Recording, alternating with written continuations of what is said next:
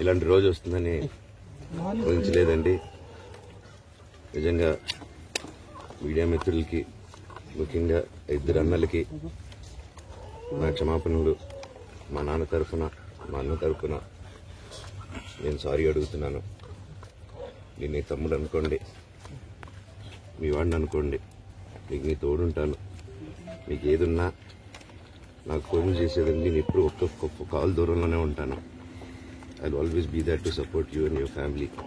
And I'm sorry, నా కోసం support చేసేదానికి వచ్చి మీకు ఇలా జరగడం నాకు చాలా బాధగా ఉంది.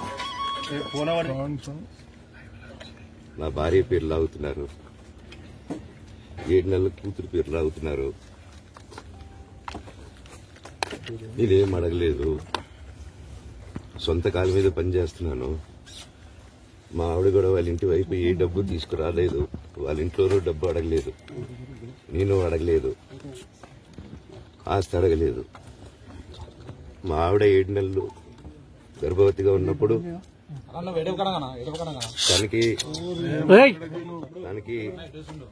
7 నెలలు ఉన్నప్పుడు మా అంకుల్ వాళ్ళు ప్రతి ఒక్కరూ 7 నెలలు కాదు 7 నెలలు తను ప్రెగ్నెంట్ గా ఉన్నప్పుడు మా అంకుల్ విజయవాడలో ఉంటారు. అండ్ ఇక్కడ కొంతమంది అంకుల్ నాన్నగారు బాగా క్లోజు. మనోజ్, నువ్వు ఎన్నో సంవత్సరాలు ఇంటి బయటగా ఉన్నావు, నీ సొంతంగా ఉన్నావు. మీ నాన్నగారు అమ్మగారు ఒకరే ఉన్నారు.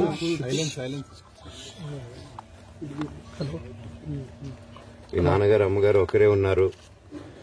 మీ అన్నయ్య ఏమో దుబాయ్కి షిఫ్ట్ అయిపోయాడు ఫ్యామిలీతో.